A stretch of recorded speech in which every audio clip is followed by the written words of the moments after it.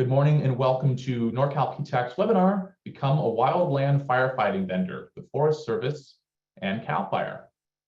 My name is James Forrest. I am a procurement specialist with Norcal PTAC. I've made it my specialization to work on wildfire support, especially in this northern region in California. That's our service area. I am very happy to have two representatives from Forest Service and CAL FIRE today. First is Craig Erickson. Craig is the team lead contracting officer with the U.S. Forest Service. So hi, Craig. Good morning. Good morning. And then we have Lucas Titus, who is a Forester 1 with the CAL FIRE Hired Equipment Division. So good morning, Lucas. All right. And I'm going to hand things over to them pretty soon, I'm going to get started on my part of the presentation, and then we're going to hand things over. But first, I just want to really briefly talk about Norcal PTAC, even more brief than I usually do. Norcal PTAC stands for the Northern California Procurement Technical Assistance Center. We've been Norcal PTAC for many years. We're actually changing our name to Apex Accelerator. There's about 95, 96 programs across the country, and it's a national name change. So Apex Accelerator will be the future name. We've already started to adopt that name as well. This is our service area here. You can see these 15 counties in green, rural north and along the Bay Area. We're a nonprofit center, part of a network. Like I said, we provide one-on-one counseling on procurement topics, custom bid matching, and training like this. So we do webinars. We're starting to do in-person events as well. So we've got one in Eureka and one in San Francisco coming up that we're really excited about. We helped our clients in 2021 win more than $500 million with a B. So we're really proud of that, and we want to keep helping our clients. All you need to do is to have an established business. Be in our service area. Your business needs to have a primary location in our service area, and you need to be interested in procurement topics. Since I'm talking to mostly fire support vendors, this is one of the few fields where you can actually get some work just right out the door as a startup. Most folks you kind of need a year or two at least to be in business and past history. But there is such a demand for fire support vendors that if you're just brand new, you can actually have a shot at getting on one of these contracts. So you can sign up on our website. You have it there. If you're not in our service area, there's other PTACs as well. Just a little disclosure, all the information that we're talking about today, it's to the best of our knowledge today. It could change. It will change. That's how government contracting is. So don't hold it against us if when you check on this in a few days or a few years, it's not accurate anymore. So agenda, part one, I'm going to give a brief overview of vendor opportunities. And just a little note, we are going to be moving pretty quickly through this information. We have a lot of information to cover. So just a reminder that you will have the video recording. You can play it back at half speed if you want on YouTube. We're also going to have all the slides. And we're going to be giving a lot of resources, links, and the participation manuals and things like that. So you won't be at a loss for what we've talked about today if you want to revisit. But it will be a lot of information. So I'm going to give you a broad level overview. I'm going to start things off talking about the Forest Service procurement. There's a new VIPR national solicitation plan I'm going to talk about, prerequisites for using VIPR, how to register and use the VIPR portal. And then Craig's going to talk about VIPR quoting and what to expect after your quote is selected, if you're so lucky. And then the second part of the agenda, Luke is going to talk about CAL FIRE procurement, hired equipment program overview, 2023 due dates, required documents for application, rates and shifts, sample forms, and wrapping up with contact info. So now you know where we're going. Let's get started. To start with, wildland firefighting vendors. So our target audience for today is small forestry and construction businesses looking to put their equipment to work, supporting wildfire suppression. And so, both agencies buy all kinds of things, all manner of things, but we're mostly talking about these sort of incident procurement related services where you're actually on the ground with equipment helping support fire crews. We're talking mostly to prime contractors. So subcontracting, you can definitely do subcontracting in the forestry and fire-related fields with either agency, but that's not what we're focusing on today. If you're new to contracting, a prime contractor is someone who has a direct relationship with the government. They've actually won that contract. A subcontractor is brought on by a prime contractor, and they have a relationship with the prime contractor kind of vicariously with the government. So that's certainly important. We've got webinars on that. We support subcontractors with our counseling, but that's not what we're talking about today. So let's give a brief overview of the pre-season fire support procurement processes, because that's really a lot of what we're talking about today, is how to prepare in the winter so that you can actually get jobs during fire season. Oh, I've got a mouse that likes to scroll really fast if you touch it, so forgive me. We're talking about pre-season fire support mostly today. So wildfires last year was relatively calm in California, at least, but they have been burning pretty crazy, you've probably heard. And there's just, even in a normal year, there's more work involving fire support than the feds or the state can really do on their own with their own equipment and services and crews. So what they do is they look to contract out these jobs to the private sector, to companies, hopefully like you, the folks that are in the audience today. Now, there's a way that typical government procurement processes work.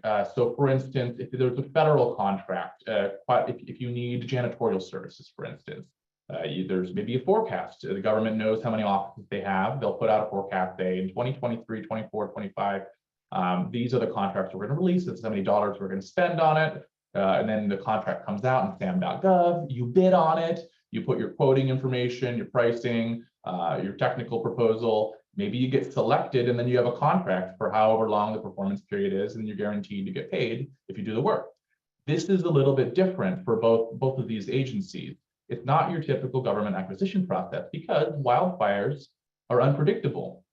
And because you don't know when they're going to pop up, you don't know where they're going to pop up and how long they're going to burn, and what sort of resources exactly will be needed for each fire. They need to create flexible arrangements ahead of time. And so these agreements are made in the preceding winter time, so now, for fire season that year. So we're talking about how to get ready for fire season this year, but then also both agencies have 3 or 5 year cycles. So, and including next year and the following year and the following year. So what this does is if you're on an agreement, then it makes it easy to just get a call from an agency to bring your company resources onto helping support efforts on these incidences, which is another word for fires, in this case, an incident. Just a brief overview of the Forest Service, and we're going to talk about CAL FIRE, and then we're going to dive more into it. The USDA, the Department of Agriculture, that's the parent organization, the parent agency. The Forest Service, or the USFS, is the federal agency responsible for coordinating wildfire response, especially on their lands, which is a lot in the West especially. The main way they solicit fire support equipment and crew is through the Virtual Incident Procurement System, or the VIPR system, VIPR, which you may have heard of. An agreement that you actually get through VIPR is called an IBPA, or an Incident Blanket Purchase Agreement. So we're going over some of the terminology here. And if you are selected for a BPA, here's kind of how the process will work. If and when a wildfire breaks out, and there's enough demand for supporting that wildfire suppression efforts in your region, and they need your services, your equipment, your kind of crew, you may receive a call, or an email, or actually a telephone call that goes against this agreement, and then they arrange the work and the pay. So you don't actually get paid. You don't get guaranteed any work until the call. So you can get on a BPA and still not make any money, or you can get on a PPA and make a killing. That's true for the Forest Service. That's also true for the CAL FIRE. So CAL FIRE Hired Equipment Program is kind of like their version of VIPR. Again, it's something you apply for ahead of time. CAL FIRE is the California Department of Forestry and Fire Protection. That's the full name. They've been around since the 1800s, and they have the Hired Equipment Program. It's similar in some ways, like I mentioned, to VIPR, but it's different in many other ways, and I think that will come out in Craig and Lucas's presentations. But just a little sample, for instance, instead of submitting your quote for what you charge, like you do in VIPR, you kind of figure out your own financials and see give them a number that will give you a profit you think is competitive. CAL FIRE Hire Equipment Program actually has their own standardized rates. So you just look at those and you think, all right, can I make a profit on this? Is this worth my time? And if you do like it, then you can fill out all these documents in the application packet. And if you're compliant and if they have a need for you, then you may be selected. If you are selected, then you receive an EERA, which is an emergency equipment rental agreement. So there are a lot of acronyms in government contracting. So wherever possible, we'll try to make them clear as they come out. So, but similar to VIPR, CAL FIRE EERAs are applied for in winter. They don't guarantee any work. I think that's been clear by now. An EERA puts you on a list of vendors who can provide certain kinds of equipment in your geographic area for 3 years. And then again, if the need arises in your region, you may get a call for work. And sometimes it's a very fast turnaround, less than 12 hours or so. I've heard from some clients. So Lucas Titus will be talking in much more detail about the hired equipment program. So let's get things started. That is sort of our introduction. And now we're going to talk about the Forest Service and get things kicked off here. Here's a map of California. These are the Forest Service lands in California. They have millions of acres across the country. Our local region, California, we are in the Pacific Southwest region, or Region 5. So that's going to come up if you're doing contracting with Forest Service. Know that you are in Region 5 if you're in California. And then to zoom in a little more, pretty much most of Northern California is Forest Service land. And then there's also Central and Southern California as well, with pretty healthy doses here. So that's kind of how the regions are broken out. As I mentioned earlier, U.S. Forest Service buys all kinds of things. Just take a look at the list: A&E services, construction, maintenance. We're mostly talking about fire support services today. So this is a very specific form of procurement that's different from other kinds of procurement, where you're going through a public procurement process and you get the contract and then you get paid. So it's the reason we're having a whole webinar on this is because it is a bit different and it's a hot topic right now in the winter. So first thing I want to indicate is, like, I can't stress enough, there's a really great website that the Forest Service has. It's just the procurement website. I've given you the link here. So when you get these slides, follow that link and really peruse through all the resources they have. There's tons of helpful information and resources. For instance, all kinds of contacts based on geographical area and your equipment, dispatch center lookup. So you need to pick a dispatch center when you're submitting your resources for solicitations in VIPR. Compliance checklist, that's really important. So you have some equipment, you want to see if it's actually going to be compliant and you're going to be able to get it accepted. And so you want to take a look through those checklists first, kind of checklist that an inspector will be doing on a job site for your equipment to make sure it's ready to go. And then of course they have user guides, FAQs, and things like that. So do take a look at that when you get that. There's some very big news for the National Solicitation Plan, but first I want to go over what the current process is and has been. So for a long time, VIPR BPAs have been typically for 3-year periods for most equipment categories and regions. You can check the National Solicitation Plan. Once again, this is linked, so you'll get that later.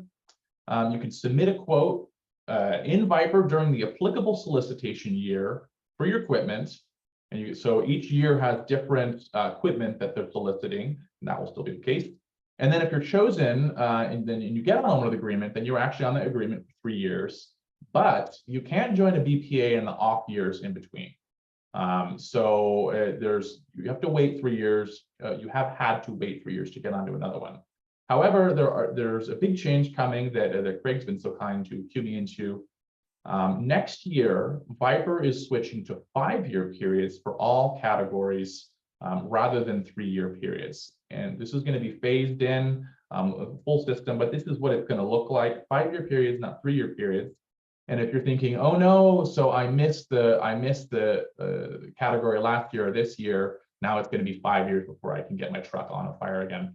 But actually, the good news is, well, for one thing, if you do get on one, 5 years is nice rather than 3 years, so you don't have to reapply.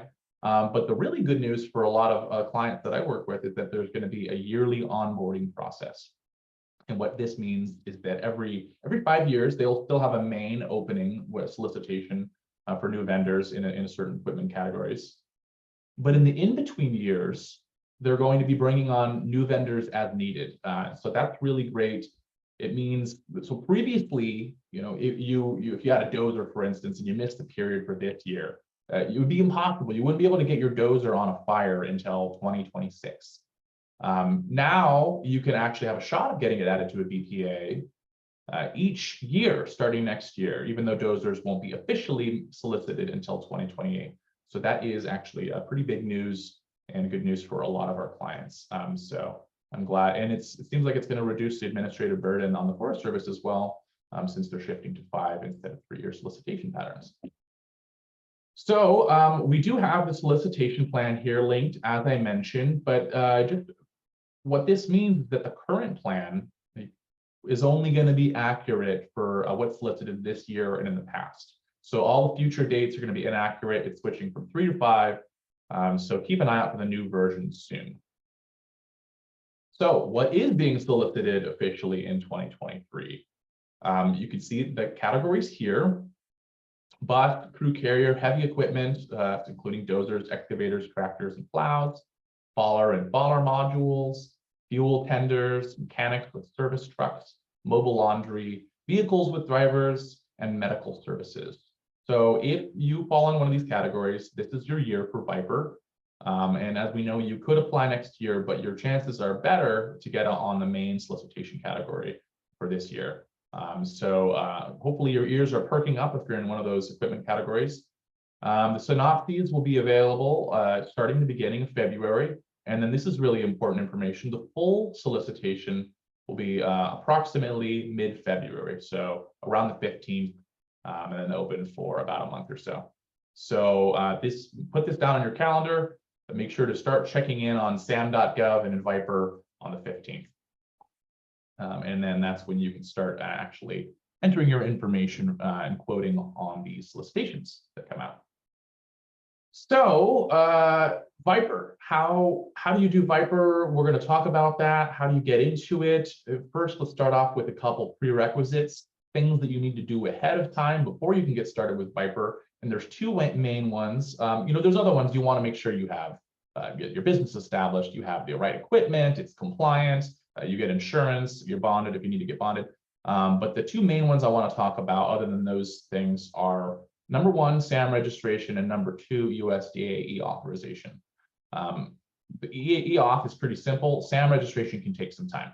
So here's the link for sam.gov. It is required for any business to do any kind of business with any federal agency. So it's very important. You're not going to be able to do it, use VIPR without a SAM registration. And you need to start on this now if you haven't already. So if you don't have a cage code, if you don't have a UEI number, you should be starting on that now. You have about a month and a half, 2 months tops to get this done. So if you have one already, but it's lapsed or you need to renew this year, you're going to actually need to do this thing called validation if your entity hasn't been renewed since April of last year. This can take a week or 2, but typically less, but it can be more and more difficult if there's something tricky about your company, specifically if you don't have the documentation to show your start date and your address. And so if your company is particularly old, or if it's if you just don't have that kind of information, it can be difficult. So please reach out to your PTAC if you have any questions about that. Just a little tip here, you need to use a unique physical address where your business is headquartered. They could be pretty uptight about that. It can be a home office, but it can't be a PO box, virtual space, coworker space. It can't just be an empty warehouse or a warehouse with just your equipment. So you really need to choose where do you do business? And again, PTAC can help you with this. After you submit, we can walk you through everything. After you submit, it takes another week or 2 to get approved if everything goes well. So as I mentioned, the second prerequisite is USDA e-authentication. And this is pretty simple. I'm just going to go zoom through it pretty fast. There are some things that confuse folks. Here is the link. So you can click on that once you get the slides. Here's what the homepage looks like for the USDA e-auth. Click on create an account, select customer, continue. Once you go through their process, set up a username, password, it's going to look like this on your account information profile. You're going to want to click on verify my identity. I prefer to do everything online. I'm a millennial. That's how I work. There's also an in-person system, but I usually select the advise my client select the online system. Basically, what it's going to do is give you a little quiz. You can consent to this 5-question quiz that's really based on credit information. So, when did you open the credit card? Have you ever had auto loan? Things like that, that you would only know. So that's kind of how they're verifying it's you. Or you can bring your driver's license or something else into an actual USDA center office. So those are the 2 options you can do. So that's it for the prerequisites that I want to go over. Now I'm going to dive into how to actually navigate the VIPR portal. And I'll be brief here because I think the VIPR system is actually well designed and very easy to use. And a little asterisk here, at least as far as government contracting portals go. I think we all know that government websites are not famous for being user-friendly. VIPR does a pretty good job given the competition, especially the federal government. And you can also find a full guide where a lot of this information is being pulled from in the Forest Service overview for using the vendor application. This thing is very detailed, so it answers a lot of questions you may have. So we'll go ahead and download that when you get this. So to start, log into VIPR using your USDA eAuth username and password that you just have. You can find it there. It's going to cue you to enter in your SAM UEI, which you just got right from your SAM application. So that's great. It's going to import a lot of your company information. Just check for accuracy and completeness and then confirm, go through. It's pretty simple. Here is the home page in VIPR is what it looks like. Your company information, you want to, again, just make sure it's all correct. It's in there. Resources, the main thing you want to do ahead of time. It's helpful to get all your resources logged in ahead of the solicitations. You can also enter your resources as you respond to solicitations, but I just think it's easier to just enter them ahead of time. So here's what it looks like. You're going to click on My Resources, click on Add New Resources. They will show up down here once you've added something. And then it's going to ask you about intended use to classify the resource. And then entering your resource information. Depending on the kind of equipment, it'll ask you different kind of questions. And so in this case, it's a fuel tender, so it has a VIN number, an equipment ID, and a license number. But if it's not a vehicle, this might be a serial number. And equipment ID, don't let this get you stuck. If it's something like a chainsaw and it just has a serial number, it doesn't have 2 different kinds of equipment ID, that's totally fine. Don't worry about that. You can just make it up. So say number 1. So you would put your serial ID, and for equipment, it's chainsaw 1. So don't worry about that. Don't let that get you stuck. Just see it, get through it, enter the technical information for your equipment. Pretty simple. And then you're going to want to, some categories ask you to upload pictures of your equipment. So if you just want to get really clear pictures of showing all the corners and everything like that. So that's kind of the first of how to enter your resources and how to get started in VIPR. And Craig has been so kind as to take responsibility for doing the second part of this, what to do, how to submit your quotes and where to go from there. So I'm going to hand things over to Craig now, who is, again, is the team lead contracting officer with the U.S. Forest Service, USDA. So thanks, Craig. Good morning. And first, I'd like to say thanks to James and the staff at the Norcal PTAC for putting this on. And as the slide shows, I am a contracting officer. I'm the team lead for Region 5, which is California, for the VIPR program. And I have, well, as you see there, I have quite a bit of federal contracting experience. And for the past, I'd say about 3 to 4 years, I've been working for the VIPR team and as a contracting officer for the VIPR contracting office. And so let's go ahead and move on. So here's kind of what I'm going to talk about. Mostly it's about the quoting process and what happens once you submit all the way through to once there's an award and publish the DPLs, the dispatch priority list, and then a little bit about the AIM source list. So let's go ahead and start with the next slide. So the VIPR quoting process, once you've got your information in there, as James said, you would go, if you haven't already preloaded your resource, then you could go to the open solicitation section, which would look like this picture here.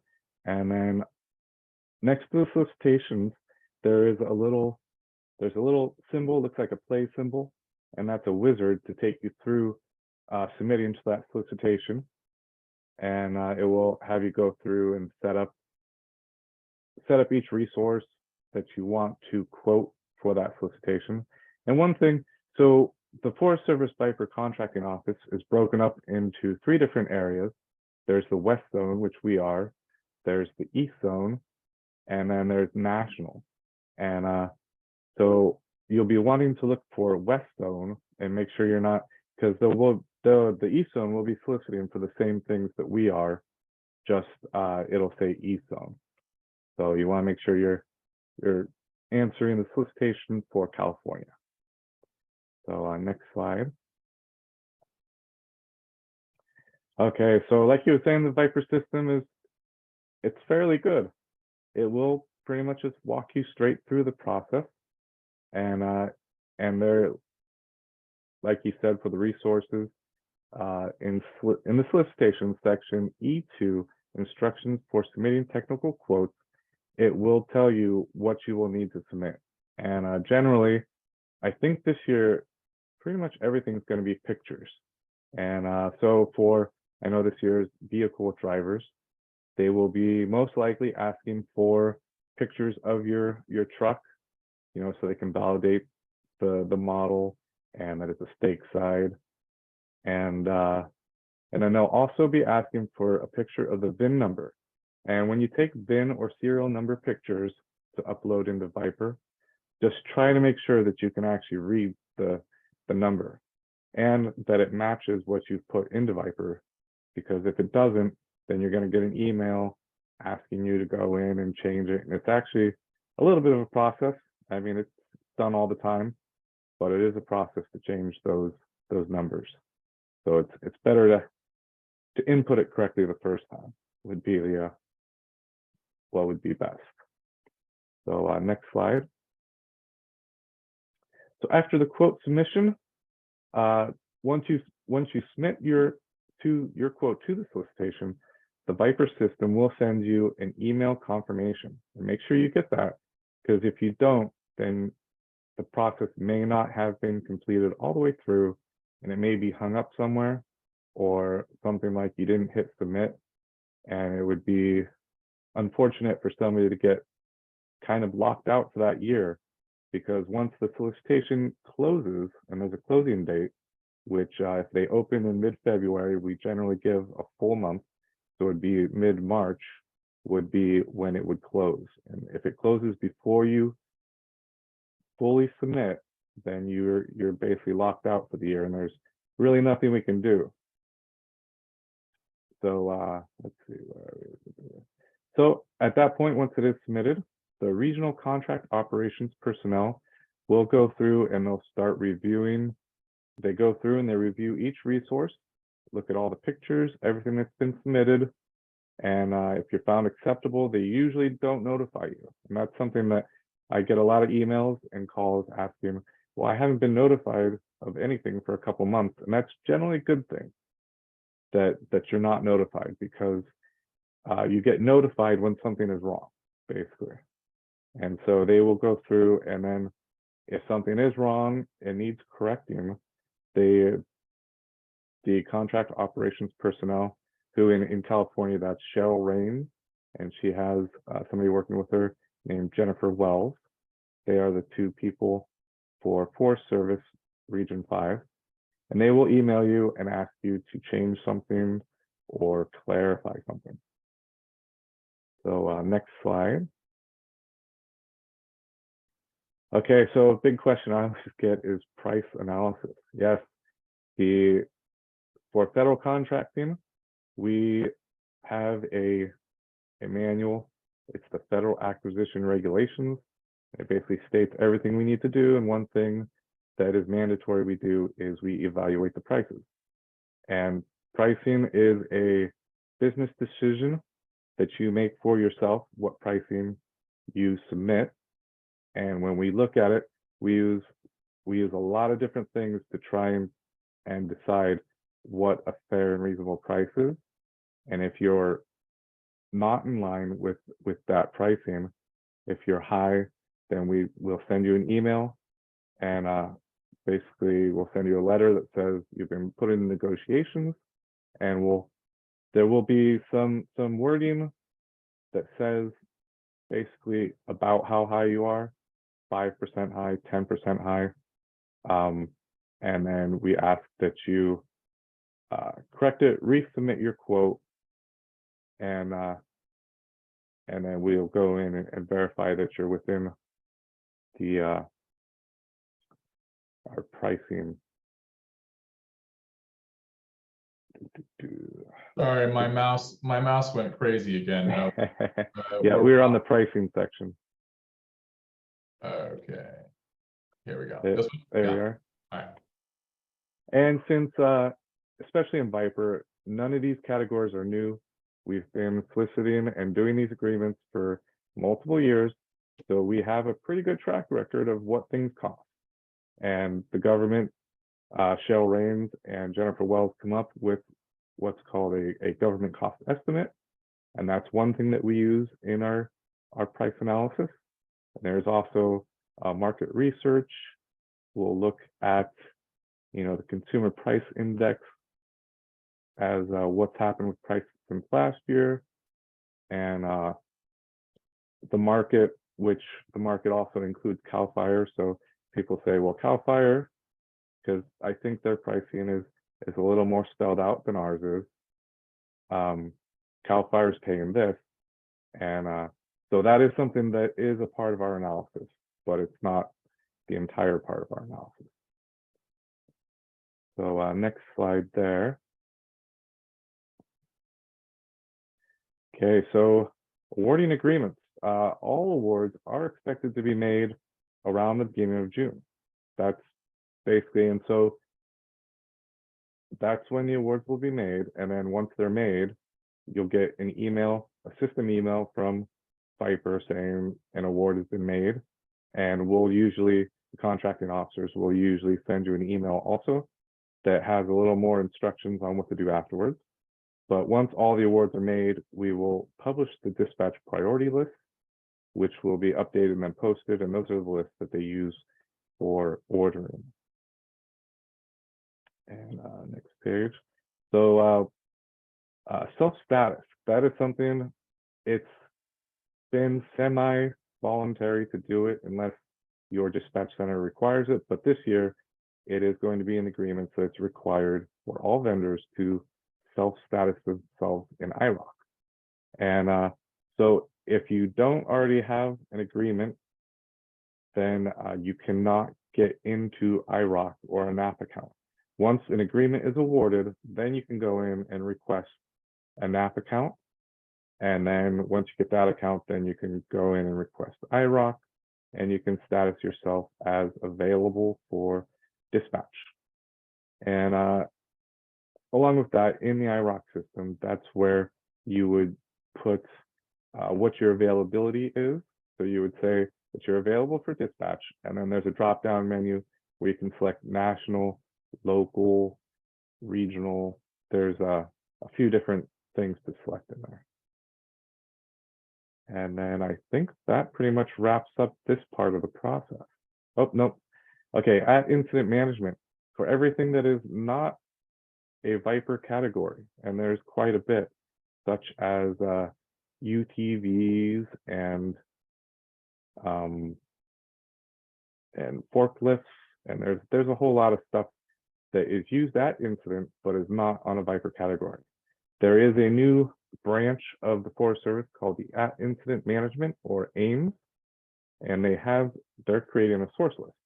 So if you click on this link, it will bring you to a form that will walk you through basically putting whatever you have onto a list.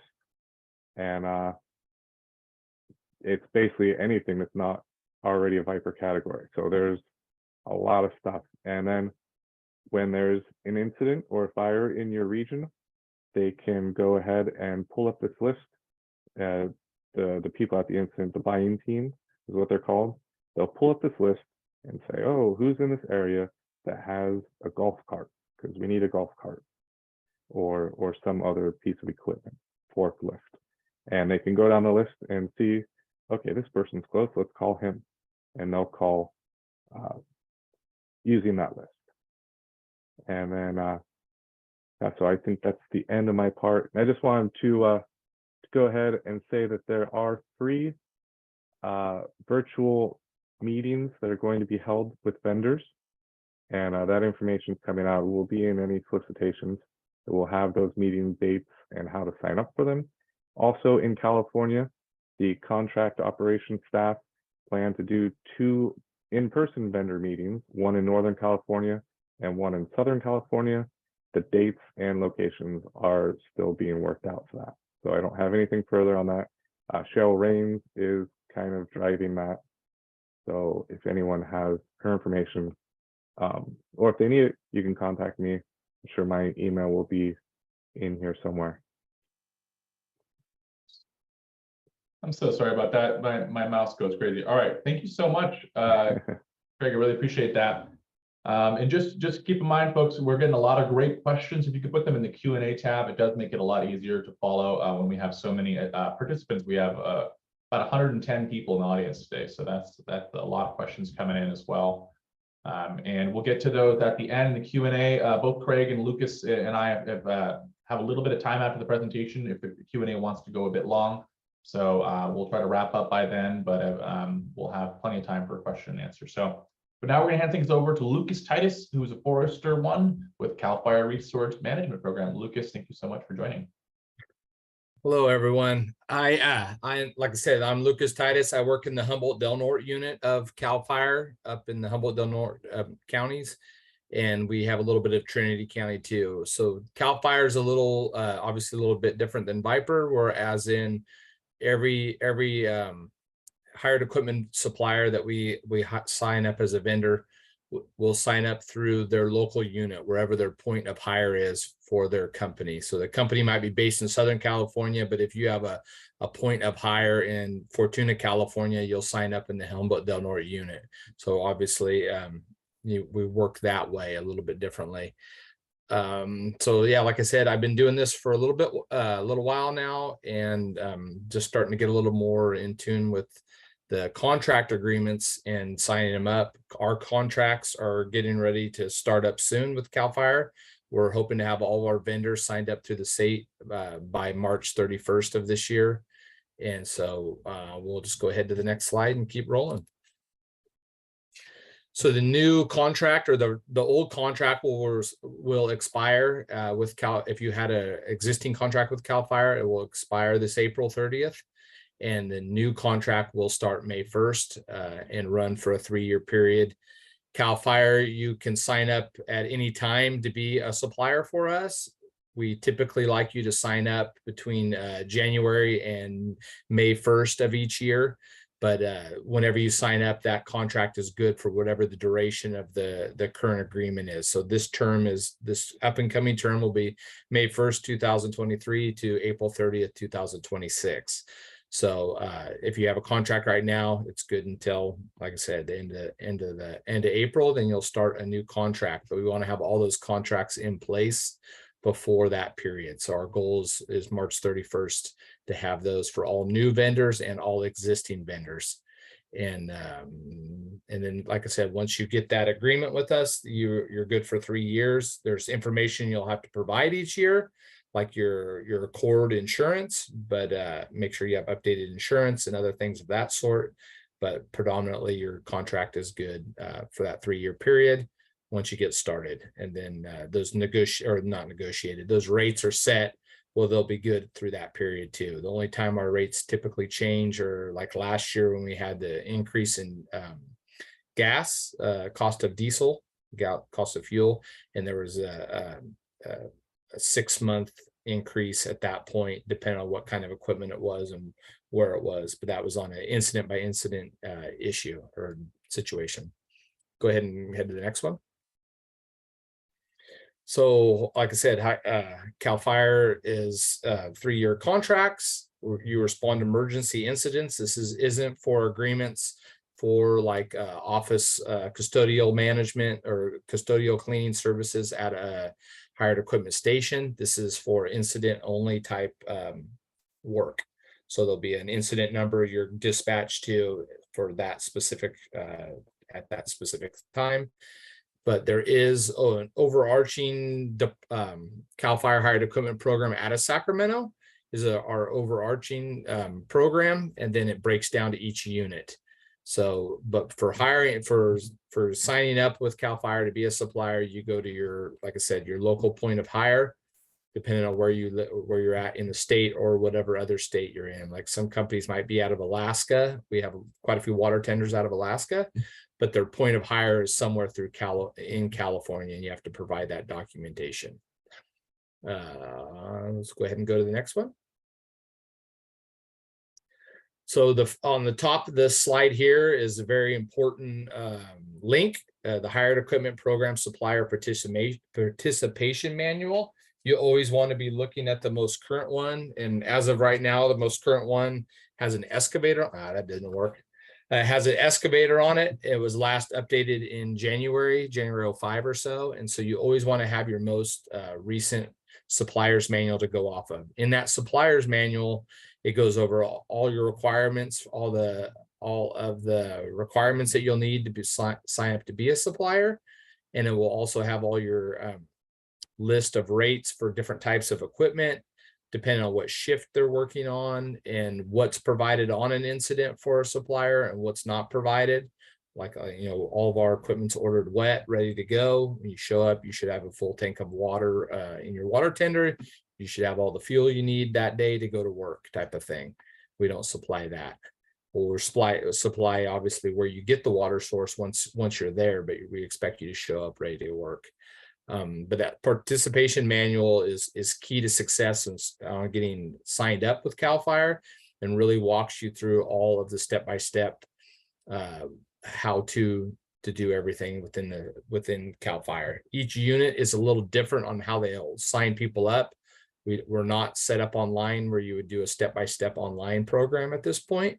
So it'll be a lot of providing documentation to your local unit, wherever your point of hire is, and going from there. But the supplier manual is something that is online with the link there, and you definitely want to read through that before you get involved with CAL FIRE to see how things work. Like I said, the manual has quite a bit of information in there, and some of the questions you'll have today, I can probably refer back to that. One of the big things is no supplier is guaranteed any amount of business with CAL FIRE with the state just because you sign up. It goes off of the ordering system, which we'll talk about in a second here. But so nobody's guaranteed anything each year. There's no automatic rotation anymore. Out of Sacramento, it's all goes to closest point of hire based on the incident commander's needs for that incident. Go ahead, next slide. So we talked about this, your supplier package. We want to have that submitted prior to March 31st, 2023. Each unit might be a little bit different, but that's a target goal for the state. If you're in Humboldt Del Norte unit, that is our goal in this unit. If you're in Mendocino unit, I believe that is the same, and same with Sonoma Lake Napa. I'm not sure on some of the other units, but that is the goal. If you're a current vendor right now and you're looking to move over, just remember, if you don't get signed up before that the end of your agreement period right now, you won't have an agreement next year. It doesn't just roll over. Go ahead. So these are just a quick slide of all the hired equipment vendors. You must have these. All these copies will need to be provided for each piece of equipment. So whether it's an excavator, whether it's a dozer, whether it's a stake side, water tender, all these different things are going to need to be supplied when you're signing up for your contract. And we'll prompt you through this. There's a lot of good resources online you can go through, and it'll walk you through that too. I know in the Humboldt Del Norte unit, we sent a letter out to all of our vendors just before the first of the year via email that said, hey, this is what we're looking for. If you're a current vendor, this is what you're going to need to provide next year. But I mean, a lot of them are just basic things. One of the biggest things you will need to do is get a supplier ID through California, through Fiscal. So that's where your pay process will go through. So a supplier ID is one of the requirements to move ahead.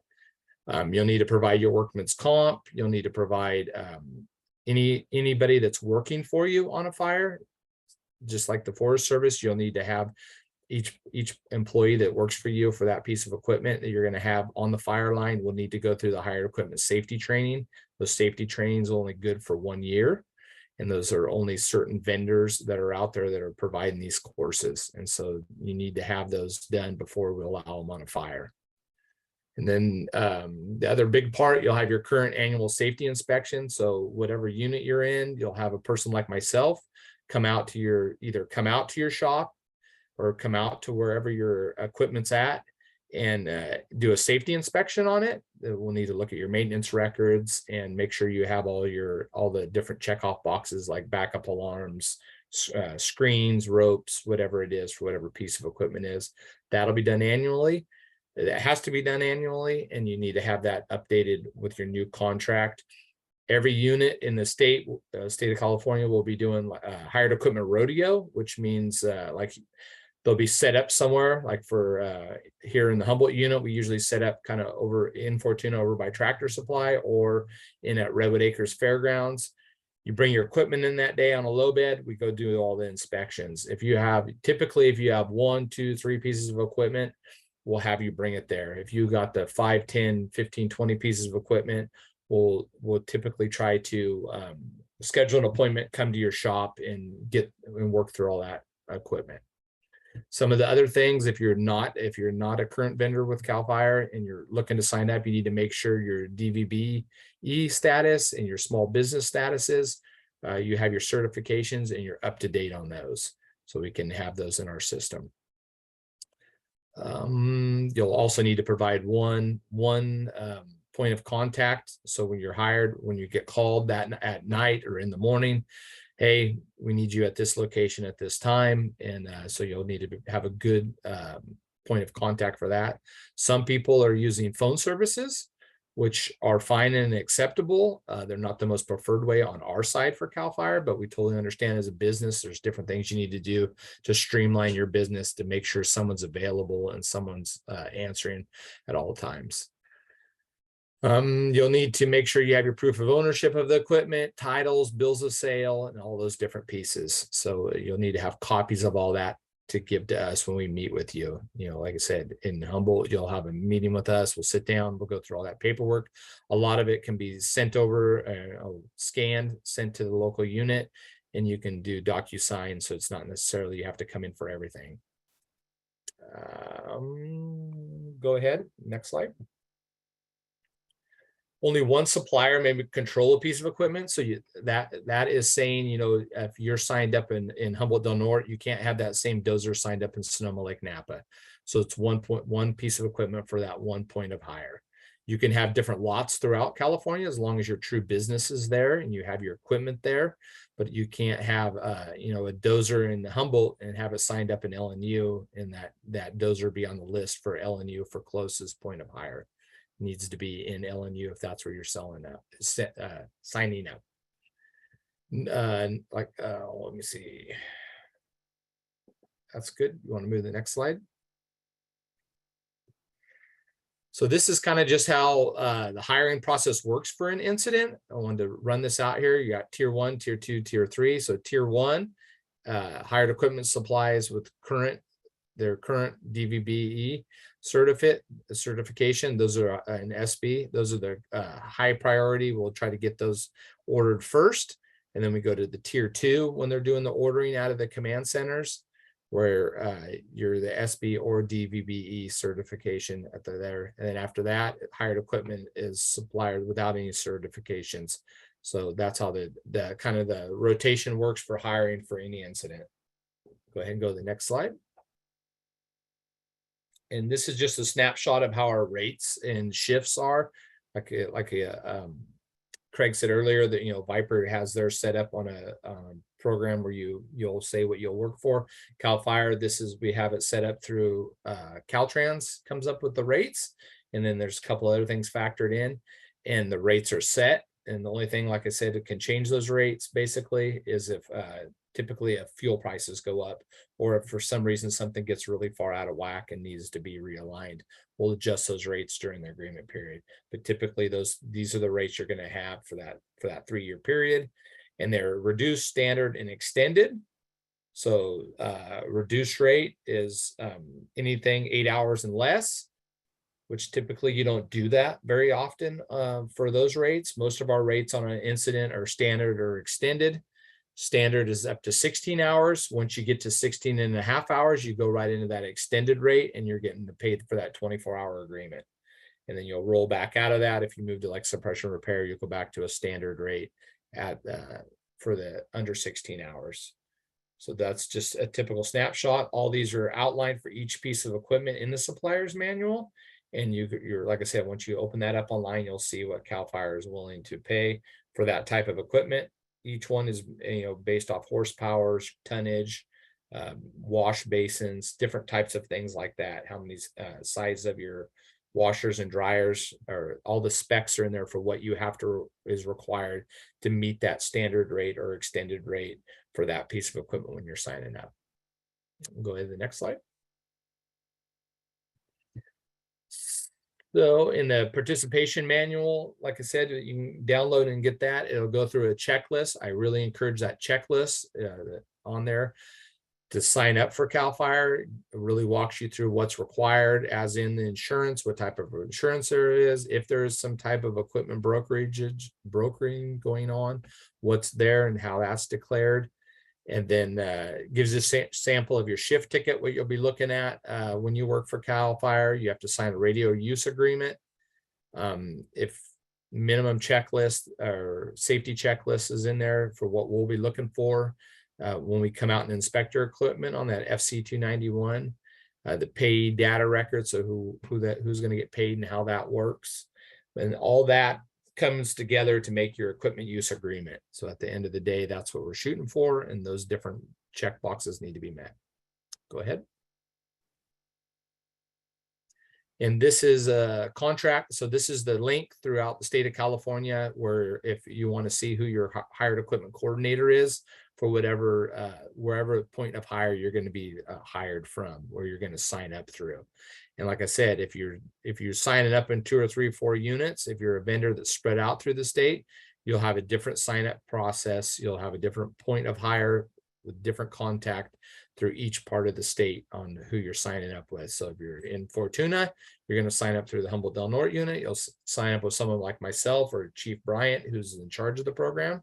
And then if you're down in LNU, you'll hire up through Chris Rickert, and he'll work you through that process in LNU. So there's kind of it just depends on where you're located out through the state on how you're going to get signed up. So that's a quick snapshot of kind of where we're at and how we go about it.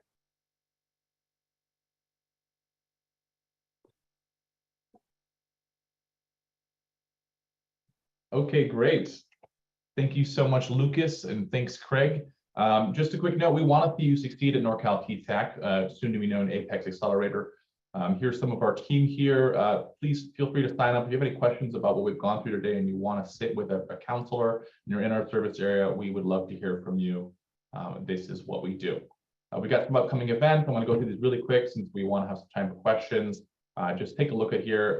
We've got how to win contracts with a capture strategy, how to get started with local contracting, and how to get 8A certified. So please take a look at these. These are all on our website, 26th, 31st, and February 2nd.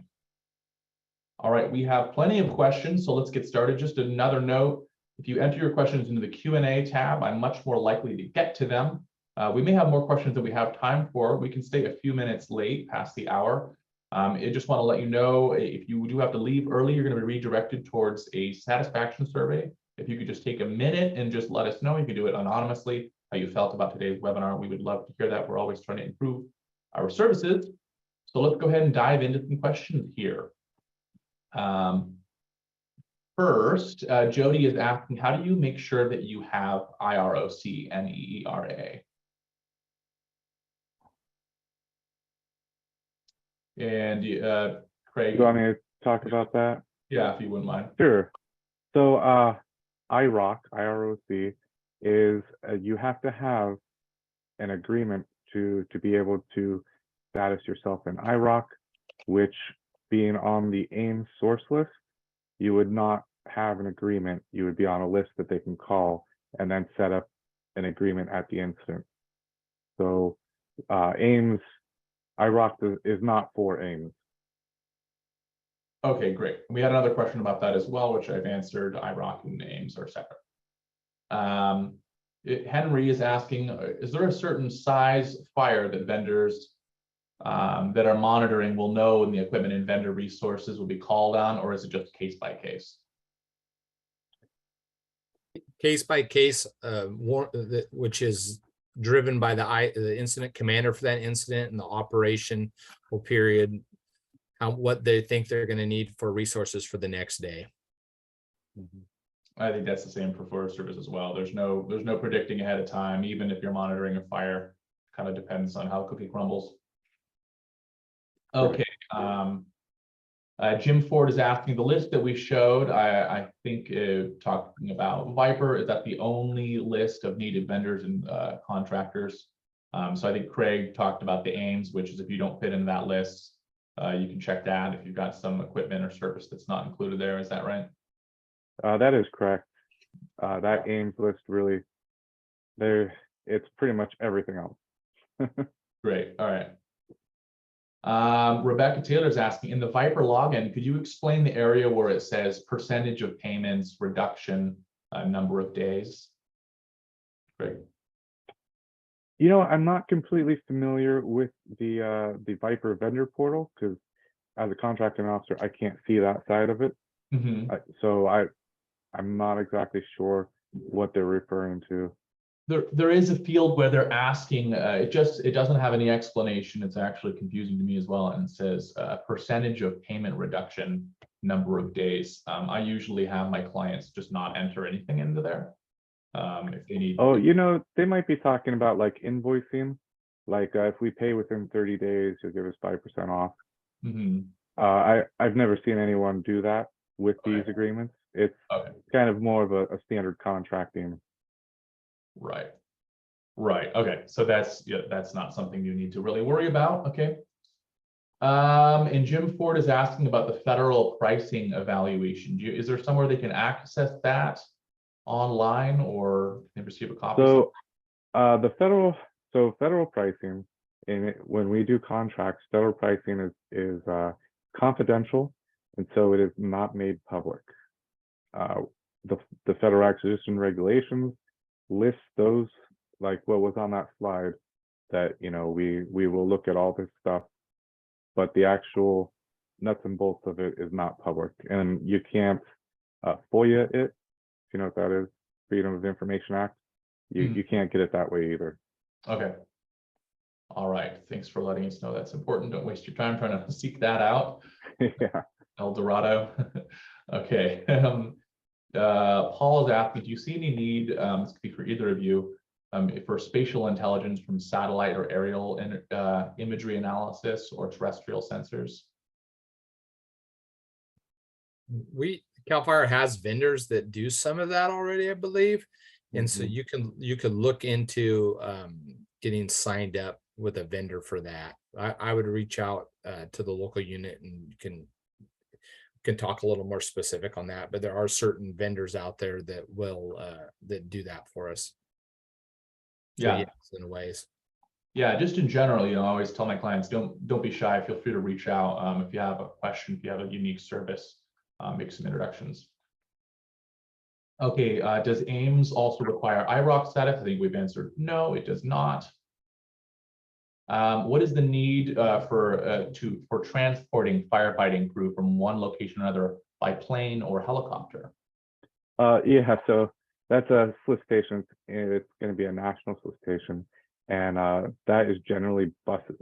We generally have school buses, not from a school, but it's generally buses that are just busing a crew from wherever they come from to the incident and then back. So not much required from vendors in terms of plane and helicopter aerial transportation? Nope, no, that would all be under the aviation contracts. Okay. But yeah, for VIPR, it's buses. That's what they're looking for. So leaving the smoke jumpers out of this. Are there any an anonymous attendees asking, are there any opportunities for companies to become services vendor for wildfire mitigation? Or is this only for providing services and equipment during an incident? That's a good question. So that's a very interesting and hot button topic at the moment in the Forest Service. It is. And in the federal government. I have seen some memos circulated that says that they're going to be allowing the Forest Service to use VIPR agreements for rehab and for burn operations. I don't think anyone's started yet, but apparently they're going to allow that to happen. They've decided that that's within scope of our agreements. You heard it here first, folks. So yeah, I don't know when they'll be starting that, but it's supposed to be coming.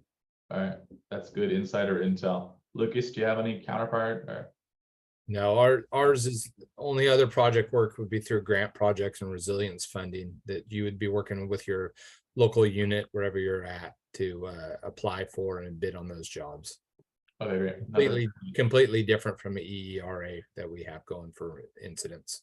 Okay, perfect. Another good reason to reach out to your local unit. Tony's asking where they can find the dates for those meetings that you mentioned, Craig, the upcoming in-person online outreach meetings. So those they're going to be finalized mostly in the postings for the solicitations. So it'll probably be in the synopsis, which should be up in February, and that's going to be on sam.gov in the contract opportunities. Okay. And when you go there, generally to search for anything VIPR, I like to just put in VIPR. That'll pull up all the VIPR stuff. Yeah. And it looks like some regions have already posted some of the synopses, I think back east. That's true. They're posting for region 8 and 3 right now. Those are up, and that's Southwest, like Arizona, New Mexico, and across the South. Because their season actually starts, like their big fire season is in March. So they need their agreements done before June. Okay, yeah, they're on a little earlier, but time scale there. Okay, great. Thank you so much. So the answer is find it in the actual solicitation on sam.gov. Liz Webb has a great question here. Can I sign up for multiple dispatch centers in VIPR? And if not, can I sign up for a location that's not where I'm located? So that's a great question. Dispatch centers for Forest Service, at least. You are allowed to sign up to any dispatch center within 450 miles of your resource location. Now, what that means is if you sign up for somewhere that's on a different forest and there's a fire next to your house, you're not going to get called. So they don't go by address, they go by the dispatch center, but you can only pick one, right? Right, it is only one. Yeah. And in some situations there, you can have multiple agreements for the same resource with VIPR, like you can have it as a masticator on one agreement and an excavator on a different one. But those two have to be dispatched from the same center. Can't be different. Okay, all right, good to know. And thanks for the good question, Liz. Liz is another good question. If VIPR's updated every 5 years, are prices updated? So, you know, in the construction industry, prices fluctuate often. Is there anything addressing that? So currently, and it will continue, all contractors are given the opportunity to update the pricing every year. So that's the way we do it now, and it will continue like that. Every year there will be a period to update pricing. Okay, that's great. That's just what we wanted to hear. Rebecca has a good question about the interface between CAL FIRE and VIPR. So can you apply for both VIPR and CAL FIRE, and what happens if you get both? You can apply for both, and we encourage these CAL FIRE, I'm sure the Forest Service does too, encourages you to do that, because a lot of time we have unified fires. You'll get ordered from one contract, and that say the CAL FIRE part of the fire is being put out and slowing down, and the Forest Service needs you to work on another piece. You can transition over with a new number if you already have a VIPR contract in place, and vice versa. We can also take equipment if the Forest Service is using it. You get somewhere like the Dixie fire that was very large, where it was back and forth between different DPAs, and it works out very nice. So we strongly encourage it. I completely agree, Okay, great. Good to know. except I have to throw this in. Region 6, so Oregon and Washington do not allow you to sign up for state and federal. You have to do one or the other. But California, it seems perfectly fine. Oh, great. All right, nice. Good to see everyone playing along well here in California. Do you know how many dozers were dispatched to fires in 2022 in the Del Norte Humboldt area for CAL FIRE? I do not have an exact number. I would say less than 10. And I do not believe we had much cover assignments either. So when you're just covering a station and not going out, if our dozer's out of county, there was only the Forest Service complex up out of Willow Creek, where we built some line to keep it from coming into our DPA, and used a handful of dozers for a handful of days. So it was not, if you're signing up, I'll be honest, in my opinion, if you're signing up in Humboldt and you're expecting to do a lot of fire assignments in Humboldt, you're probably not going to meet that expectation. Most of our work is over on the east side or down south. Right. For those of you who don't know, Humboldt County is very we don't get a whole lot of fires down here on the coast. It's pretty foggy and wet down here. A lot of redwoods. So someone's asking why CAL FIRE removed the rotational list that was visible to suppliers before. I believe that list got removed, and I can't say for a fact, but I believe that list got removed because now the state is trying to go towards hiring the closest resource to that fire to get the resource to the fire as quickly as it can. And sometimes in that rotational list, it might allow someone to be ordered that's 4 hours away when you could have ordered someone that was 2 hours away based on the rotation. So it was trying to get my understanding is it was trying to get that resource to the fire as quickly as they can. Okay. I'm sure there was more to it than that, but that's I would say the short part of it. All right, great. And just a little update on timing. It is 10 minutes past the hour. We've lost a lot of attendees, which is totally expected. I do have a meeting in about 20 minutes, so I'll do a few more questions here, but it looks like basically as fast as we're answering the questions, they're coming in. So we still have 23 open questions. We had 24 when we started.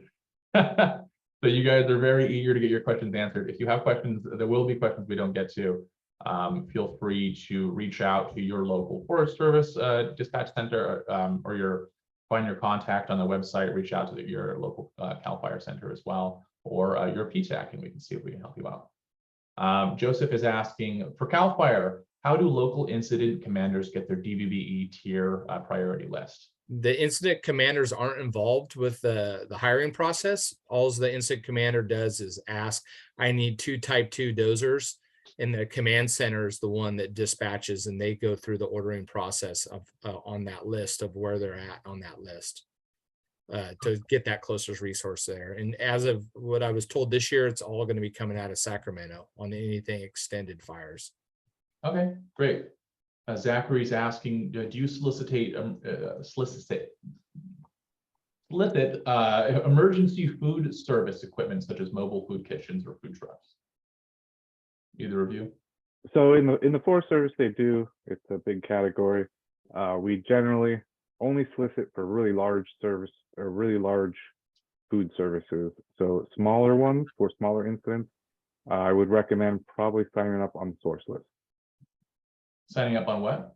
The source list, the AIMS source list. For AIMS. Okay, good to know. Go to AIMS. Mark is asking, do you have to own the equipment outright, or can you rent?